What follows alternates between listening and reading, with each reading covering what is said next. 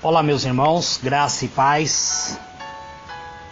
Aqui quem vos fala, vosso irmão em Cristo, o presbítero Gregório. Muito bem, amados, eu estou falando a respeito da família.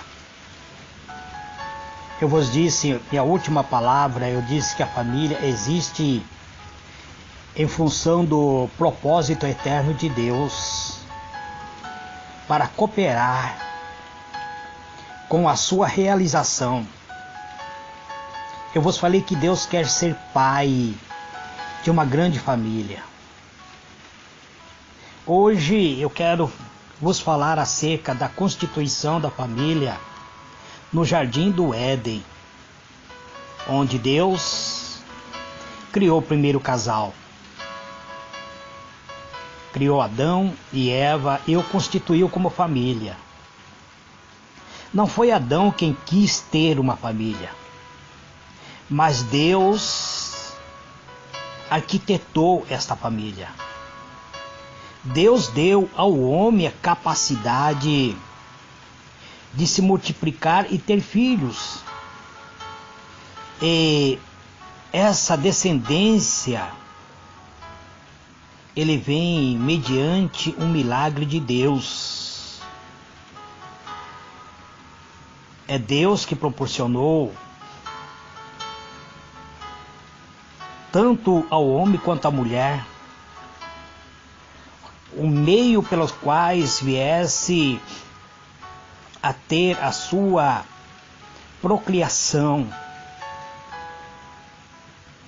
Deus fez homens e mulheres e disse para que eles fossem fecundos, quer dizer, tivesse filhos,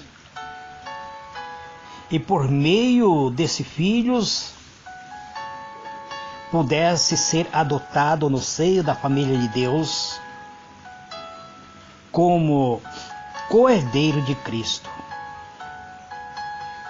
Livro de Gênesis, capítulo 2, verso 18, está escrito assim: Disse mais o Senhor Deus: Não é bom que o homem esteja só. Far-lhe-ei uma auxiliadora que lhe seja idônea. Então Deus, quando fez Adão, ele viu que Adão estava só. E ele disse que não era bom que o homem vivesse só.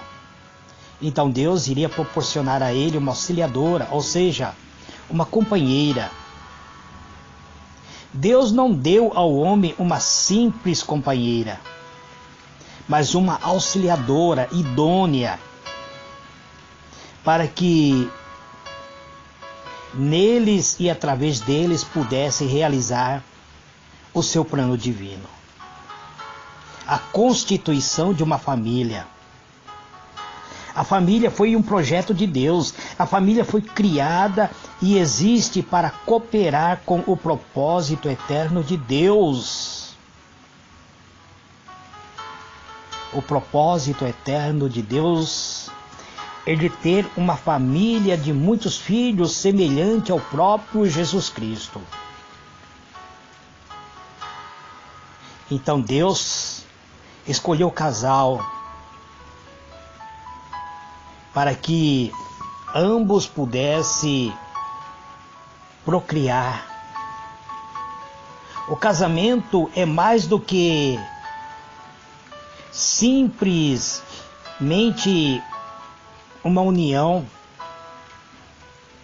mas é algo que une e proporciona o amor de um para com o outro. O casamento tem uma aliança semelhante à própria aliança de Deus. Tem uma dignidade e poder mais elevado, pois para Deus o casamento é santo, pois é o santo mandamento de Deus por meio do qual Ele deseja perpetuar a raça humana até o fim dos tempos. O vosso amor diz respeito apenas a vós nesse mundo, mas no casamento sois um degrau na escada da geração, através da qual Deus fez ou faz vir e faz manifestar sua glória. O casamento é a chama de um amor que envolve o semelhante, que faz com que esse semelhante se una em uma aliança semelhante à aliança que Deus fez com Abraão para o seu próprio reino. Em vosso amor vedes os céus de vossa felicidade, mas em vossos matrimônios estáis colocado em um posto de relacionamento em relação ao mundo e à humanidade. O vosso amor é a vossa posição particular, mas o casamento é algo mais que o pessoal. O casamento é um estado que oficializa o homem e a mulher de que estão unidos numa só carne. E é por meio do casamento que se constitui uma família. Com a família, amado, podemos agora cooperar com o propósito do próprio Deus. Através da família que virá os filhos, ou seja, na procriação, é a criação do próprio filhos que se tornarão filhos para Deus. Portanto, amado, é emocionante pensar que podemos ter filhos a quais Deus deseja adotar como seu próprio filho. Cada filho gerado por nós, seres humanos, ele passa a ser adotado por Deus como sendo seu filho. Então, amado, devemos analisar isso. Devemos analisar que a nossa atitude em relação às tarefas e às responsabilidades familiares, quando compreendemos o propósito divino de um casamento, que é ter uma aliança, unindo-se o nosso corpo ao corpo de outra pessoa e nos tornando um só corpo. E nessa união ter filhos. Filhos que serão adotados por Deus. Cabe a nós a responsabilidade de criar, de educar. Por isso nós devemos trabalhar para o sustento diário, instruí-lo e educá-lo. Tudo isso fazemos, mas segundo a direção de Deus. Fazemos isso para Deus. Somos seus colaboradores e estamos criando os filhos que Deus nos deu para ser filho de Deus. Com este propósito, todo o trabalho, todo o esforço para a família se transforma em um serviço para Deus. Quando abandonamos a nossa família, quando abandonamos os nossos familiares, nós estamos virando as costas para Deus. A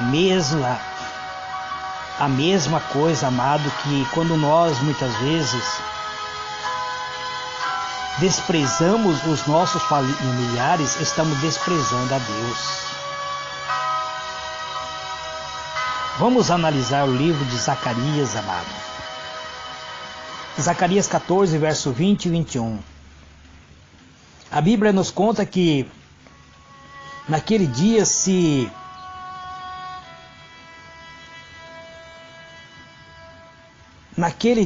gravará sobre as campainhas dos cavalos, santo ao Senhor, e as panelas na casa do Senhor será como as bacias diante do altar. E todas as panelas em Jerusalém e de Judá serão consagradas ao Senhor dos Exércitos, e todos os que sacrificaram virão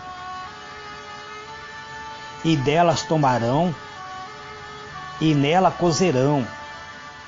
Naqueles dias não haverá mais cananeu na casa do Senhor dos Exércitos. Quer dizer, não será mais ninguém estranho para Deus. É importante que os pais não só assumam a responsabilidade de criar filho, mas de encaminhá-lo ao Senhor, instruindo ao caminho do Senhor. Cabe a cada um de nós, que somos cooperadores de Deus, educar nossos filhos, orar por eles e orar com eles. Cabe a cada um de nós educá-lo com exemplo. Nós temos que ser exemplo para o nosso filho. Cabe a cada um de nós dedicar tempo para os nossos filhos. Ensinar-lhe a palavra de Deus. Levá-los a ter uma experiência com Deus, de modo que se tornem seus verdadeiros filhos, que venha a amar a Deus como sendo seus pais. Quando o casal vai ao casamento com o objetivo de obter o benefício do próprio matrimônio, dificilmente chegará a ser feliz, descobrirá que na vida em família não se encontra apenas benefício, mas também trabalhos, responsabilidade, dificuldades, lutas e sofrimentos. Pois uma relação conjugal muitas vezes nos chama a ter uma responsabilidade. O casamento não é só mar de rosa. Ao contrário, amado. O casamento que vive para cumprir o propósito de Deus tem uma atitude positiva, não se amargura diante das tragédias, das lutas e do sofrimento. Ao invés disso, se torna feliz sabendo que toda a vida que nós estamos proporcionando um serviço para Deus. E proporcionando um serviço para Deus, então essa família passa a desfrutar do benefício legítimo. É claro, amado, que é muito importante saber que Deus não forma uma família para si mesmo, às custas das nossas infelicidades. Deus quer que sejamos felizes. Deus quer que desfrutemos plenamente os benefícios que a vida em família nos oferece.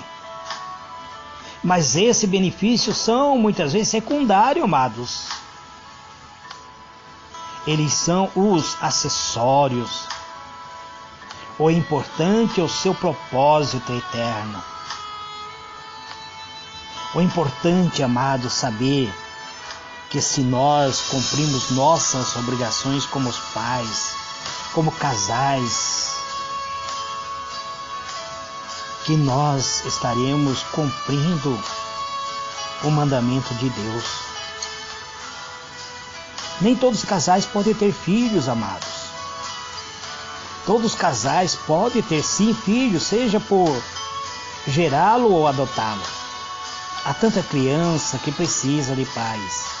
Mas tem casais que não conseguem ter filhos realmente gerado por eles, mas pode adotar, porque nosso Deus está adotando a cada um de nós. E os que muitas vezes nós não compreendemos que nós somos filho adotivo de Deus por meio de Cristo. Então podemos viver uma vida cheia da graça. A convivência familiar proporciona a circunstância ideal, amados, para conhecermos e aperfeiçoarmos o nosso amor. O lugar onde nós habitamos, o lar, amados. O nosso lar é o lugar onde nossos defeitos ficam mais evidentes. Eu conheço meu defeito, minha esposa conhece meus defeitos. E muitas vezes, quando nós vamos sair, ela já me aconselha: Gregório, segura a maneira de você falar. Não fale bobeira. Pense antes de falar.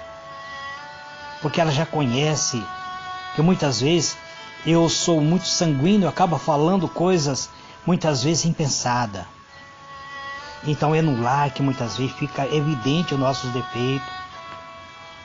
O homem e a mulher chegam a conhecer e a descobrir a si mesmo é no ambiente familiar, amado. É na convivência familiar que se forma o nosso caráter e também onde mais precisamos praticar a virtude cristã. É dentro do lar que precisamos, amado, colocar em prática as virtudes. O amor, a humildade, a paciência, a bondade, a mansidão. Tudo isso deve ser colocado em prática dentro do nosso lar. É dentro do lar que aprendemos a responsabilidade, que aprendemos muitas vezes até a nos submeter ao nosso cônjuge, a submissão, a delicadeza, o serviço e a ordem, o respeito, a própria tolerância. Devemos ter tolerância em nosso coração.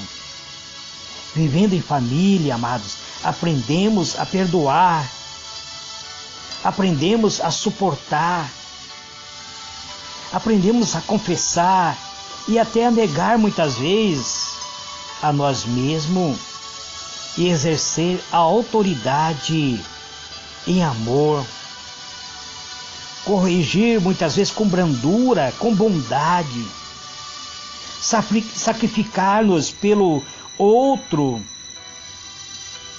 É dentro no meio da nossa família, amados, que aprendemos a orar, a confiar em Deus e a compartilhar um com o outro os nossos sentimentos.